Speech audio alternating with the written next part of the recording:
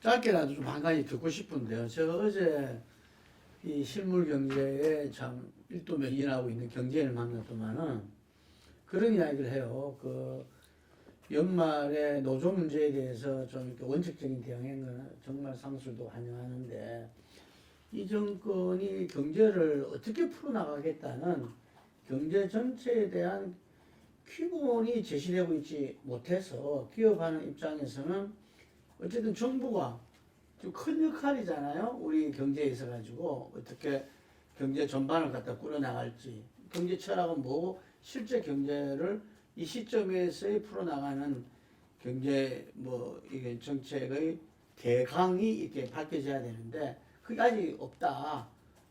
그래서 앞으로도 없을 것이라고 생각하고 있더라고.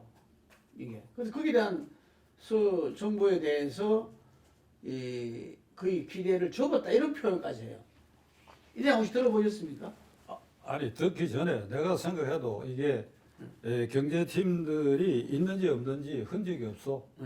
그러니까 윤 대통령이 초기에 조각하고 비서실 꾸릴 때 경제가 첫째라고 그랬잖아요.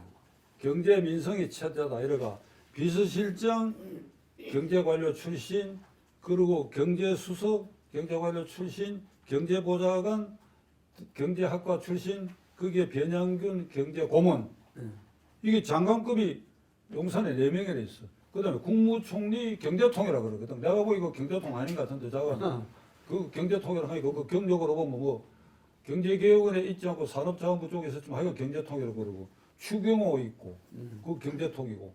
그러니까 이 사람들이 있는지 없는지 특히 정부에 추경호 존재가 없어, 추경호. 그러니까 지금 말이지 이 경제 문제는 내가 말한 요 7사람이 매일 회담을 해야 돼요.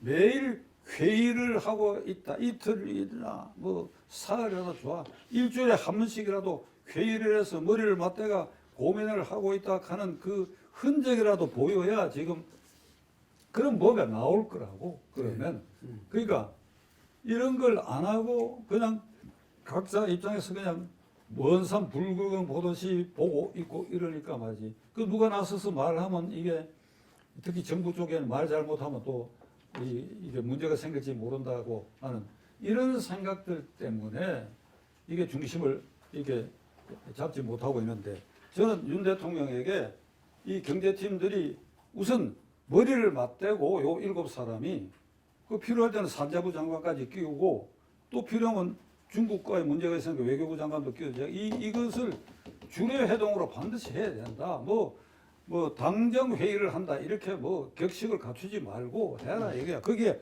대통령이 늘 참석을 해봐라 이거야. 김영삼 대통령 일화를 내가 말씀드림으로써 윤 대통령이나 측근 참모들이 참고하시기 바랍니다. 김영삼 대통령이 93년 2월에 취임해가지고 96년 4월 3년 2개월 만에 15대 선거를 했는데 과반수 넘었습니다. 그러니까 초기부터 만 3년 오는 사이에 약간의 피로도는 있었으나 YS 지지율이 높았어요. 그러니까 그 초기에 금융실명제 하나와의 척결, 그 다음에 부정축제자 처벌, 지방자치제 확대, 그러니까 여기까지 왔어. 그 선거 끝날 때부터 경상수지가 악화되기 시작하고 IMF 전조가 왔는데 이걸 대통령이 이 관계 장관들하고 회의를 하게 한 일도 없고 보고를 받은 일이 없어. 그러니까 그 이듬해 11월에 IMF에 가게 된 사태가 나니까 직전 부총리가 이름을 안 바뀌어서 전화를 걸어가지고 웃자면 좋노 이래 물었거든. 그러니까 이게 김영삼 대통령이 그 96년 하반기부터 경제 틈을 닥달하고 계속 회의하고 이런 흔적만 남겼어도 IMF를 통째로 집어쓰지 않았다 이 말이야. 그걸 윤 대통령이 기억을 해야 돼. 그걸. 대통령 자리라는 게 천지신명의 자리가 아니잖아요. 아무리 해도 안 되는 경우가 있잖아요. 그러면 국민들에게 우리가 이렇게 하고 있다. 그 진진성을 보여야 된다. 그걸. 그 지금 전부 풀어져가지고 이렇게 하고 있다는 것은 보이는 건 보이잖아요. 비상경제회의를 통해서 보이는데 그거는 뭐 언론에서 거의 다 시장 보여주기식이다. 방문하는 게 경제 대책이 아니지 그거. 아니 비상경제회의를 하잖아요. 이 경제부처 장관들하고 이 경제 주체들도 모아가지고 하는데 그러니까 수출 문제, 대중국 문제, 미국이 반도체에 대해서 기술 압력을 가하는 문제 이런 것에 대해서 구체적으로 회의를 해갖고 회의 결과를 내놓고 어떻게 하겠다 그러고 이것을 외교적으로 어떻게 하겠다 하는 걸 국민이 그 이해관계자 특히 기업들이 볼 때 아 이 정부가 제대로 움직이구나 하는 걸 보여야지. 네. 그걸. 그런 걸 못한다? 그런 걸 못하면 바보들이지. 그런 걸 못하면 바보들이지. 어? 이 실질적인 어떤 그 경제 정책에 대한 관계 부처 핵심 인사들이 그 회의를 내가 우스갯소리 한번 할게. 네. 홀리뉴스에 김 대표 만나러 이번 아침에 올 때에 택시 잠대 30분이 걸렸어.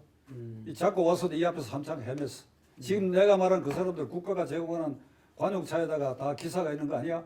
대통령 오락하면 뽀로로 가고 가락하면 가고 하는 사람들 아니야? 한 자리에 모이는 게 그렇게 어려워? 그게? 어? 공독을 먹는 사람들이 말이야. 내가 욕이 나올 뻔했네. 알겠습니다. 그 이재명 민주당도 잠깐 좀 언급하기로 하죠. 그 최근에 어쨌든 단기 개편을 했습니다. 그래서 아마 다수 언론에서 평가하기를 그나마 좀 개파를 그전에는 뭐 거의 친명일색이었다 이랬는데 이번에 상당히 좀 이렇게 포용을 한 탕평 성격이 있다라는 지적과 함께 그래도 공천 관련된 사무총장은 교체를 안 함으로써 반쪽 이런 성과 아니냐 이런 이야기를 했는데 이제 전반적으로는 이재명 대표의 어떤 사퇴 이야기는 좀 이렇게 잦아든 것 같아요. 어떻게 보셨습니까? 당기 개편한다고 그 민주당이 이재명 사법 리스크에서 벗어날 수 있나요? 당직 몇 자리 바꾼다고. 그래 지금 김 대표가 말한 사무총장 자리가 아무리 중요하다고 하지만 그걸 다른 사람으로 바꾼다고 그러면 이재명 민주당의 색깔이 변합니까? 바꿔야 할 사람은 대표 자리지. 이재명이가 나가야지 이재명이가.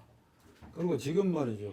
이 이재명 리스크를 안고 민주당이 저렇게 계속 간다 하면 우리 헌정사에 아주 기록을 몇 개 남길 거예요. 그리고 우리 정치를 완전히 후퇴시키는 거 아니에요.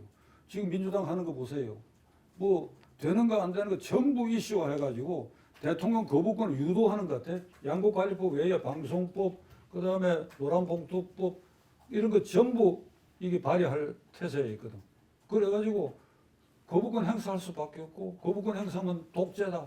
이거 양국관리법만 하더라도 내용을 모르는 사람들한테는 농민을 완전히 억압하는 것이고 윤석열 독재라고 얘기하거든. 그러니까 방송통신법은 완전히 연년세세 민주당이 장악하려고 말하자면 추천 인원수를 늘리겠다 하는 거. 이런 법은 노란봉투법은 이게 불법 노조의 파업에 대해서 CEO들이 손해배상 물리는 거 못 물리게 하는 거.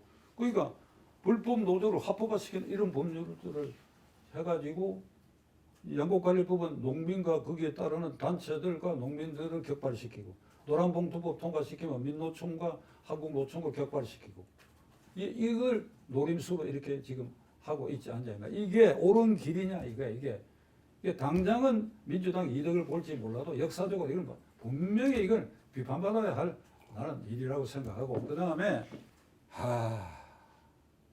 이게 한 20여 년 전에 미국에 코미디 영화가 있었어요. 이름이 코미디 영화가 아니고 이 연방상원의원 어떤 주의 연방상원의원으로 당선된 사람이 완전히 과거의 전력을 숨기고 전과도 있고 사기꾼 짓을 했는데도 연방상원의원이 돼가 그가 소속한 당에 이제 그 영화니까 이제 뭐 당도 이제 가명을 썼지요. 그게 대통령 후보 경쟁에까지 나섰어. 그런데 과거에 들통나갖고 거기서 낙마하는 아주 웃기는 영화가 있었는데 지금 이재명 대표는 그것보다 더 하지 않냐면 정과 사범에 뭐 형수 욕설 파문에 형수 욕설 파일만 하더라도 정세균 그때 후보가 이거 하나만 들어도 이재명 지지할 사람이 없다고 한 거 그게 지금 그게 문제가 아니고 사법 리스크에 이렇게 돼 있는데 제가 지금 우려하는 거는 폴리뉴스에서 내가 용어를 처음 얘기하는데 이재명의 거짓말 증후군이 우리 사회에 이제 뿌리 박혀 생겼어. 이재명 때문에 거짓말 증후군, 거짓말. 이게 정신병리학의 용어로도 이게 하나 정립된 것인데, 이 정신병리학에서 말하는 거짓말 증후군은 그 거짓말 하는 사람이 말하는 순간에 이게 자기 확신을 가지고 옳다고 생각하는 거예요. 옳다고 생각하기 때문에 거짓말이라는 인식이 전혀 없다. 그걸 태연히 얘기하는 게 반복되다 보면 그 증후군에 빠져서 자기가 하는 말은 무슨 말이든지 옳다고 생각하는 현상이 생기고, 이건 고스란히 주변에 피해가 간다. 정치 지도자가 거짓말 증후군에 빠지면 이게 시차를 두고 국민과 나라에 해악을 끼치게 된다. 이재명 씨는 지금 처음 단추를 거짓말로 시작하니까 쭉 이렇게 엇귀게 되는 거거든. 예를 들면 공직선거법 위반에 허위사실 공표 중에 김문기 성남개발공사 개발처장을 모른다 했단 말이에요.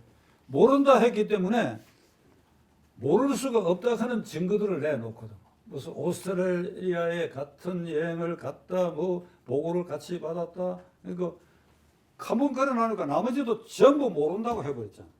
전부 모른다고. 그 앞으로 재판에 전부 모른다고 하거든. 전부. 결제도 나도 모른다. 그 누가 이런 얘기를 했어요. 이재명 씨 이렇게 되면 이재명 씨 당신이 누구요? 모른다. 당신 이름이 이재명 아니요? 모른다.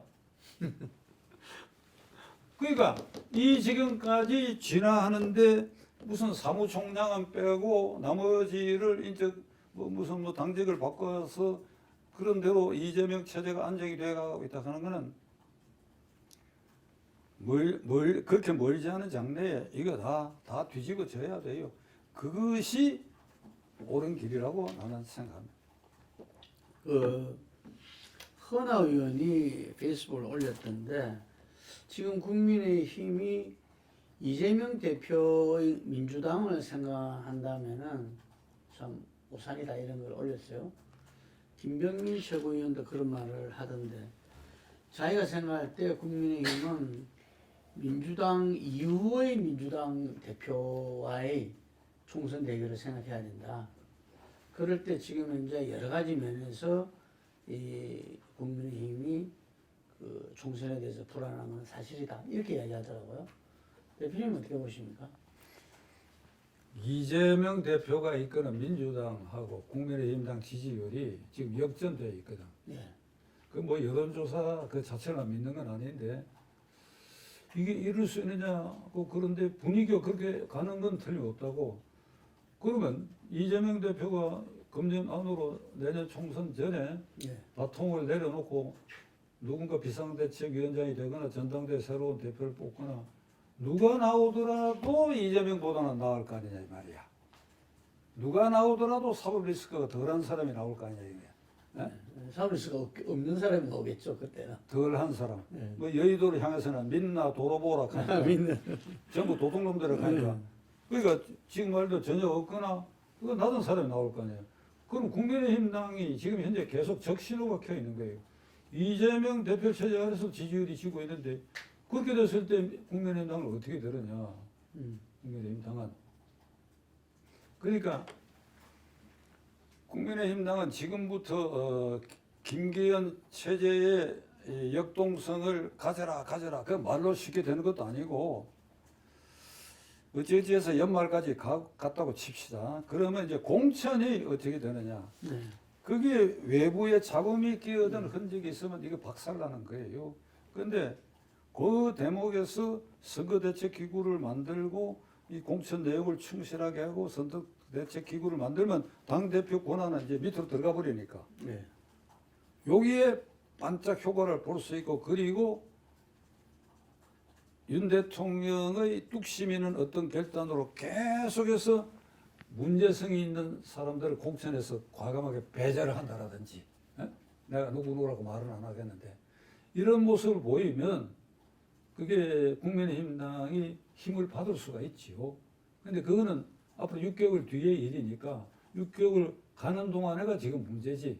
그러니까 반전할 수 있는 카드는 윤 대통령에게 있다고 봐요. 그걸 결단하느냐 안 하느냐는 것은 윤 대통령 그 참모들의 역량에 달려 있는데 예를 들면 박근혜 대통령이 그 중간 선거가 대통령 선거지 거기에 이 지지율을 유지했던 것은 김종인 씨의 경제민주화 이게 김종인 씨는 나하고 동갑이고 내가 잘 아는데 경제민주화 이거는 허위 광고입니다. 김종인 표 경제민주화 구체적인 얘기 들어봤어요. 허위 광고. 그런데 그게 뭐가 있는 것 같거든. 그 다음에 하버드 대학 나온 25살짜리 이준석, 그 다음에 빨간 구두 대선그룹 막내딸 김무라고 있었지. 그 다음에 중앙대학교 교수한 이모, 뭐 이래갖고 이게 근사하다 이렇게 보였단 말이야. 그래가지고 그 선거에 힘을 받았어요. 그 후일담 들어봤어요? 그 7인들에 대해서 박근혜 대통령이 아주 완전히 활용해가 덕을 봤는데 후일담 들어봤어요? 지금까지도 전화 한 통화 없어. 그러니까 탄핵당하지. 그 신세진 사람은 전화한 일도 없고 밥 한 끼 먹은 일도 없고 그게 전부 뒤틀려 버렸잖아. 전부 지금 그 말하는 사람 다 뒤틀려 버렸지. 네, 저도 몇 명한테 이야기 들었습니다. 그 중에서는 그 마지막으로 지금 이 국힘에서는 어쨌든 내년 총선 앞두고 올 연말쯤으로 예상되는 어쨌든 공천에 대한 시스템과 그걸 어떻게 가져가는 게 제일 중요할 거다 이랬는데 그게 윤 대통령의 결단도 있을 수도 있고 제대로 된 공천을 꾸리는 것도 그 있을 수 있겠는데 오히려 지금 현재는 그와 정반대된 이야기들이 좀 여의도에서는 오가고 있거든요. 뭐냐면은 윤 대통령의 어떤 측근 그룹에서 검사 명단 20-30명, 그 20-30명을 본인의 친위 세력으로 국회의원으로 만들기 위해서 이 물갈이가 불가피하고 그 부분 때문에 이 TK라든지 PK라든지 강남이라든지 이런 지역에 있는 의원들은 사시나무 떨듯이 떨고 있다. 이게 아마 공천의 가장 큰 악재로 작용될 수 있다. 이런 이야기를 해요. 그 점에서 내가 확고한 생각을 갖고 있는데 예. 대통령이나 대통령 주변 내에서 공천에 개입했던 흔적을 남기면 예. 선거 망칩니다. 선거 망쳐요. 그러니까 대통령 어떤 생각을 해야 되는가 하니까 당에서 룰을 잘 만들어가 당에서 알아서 하라. 전혀 개입한 흔적이 없어야 됩니다.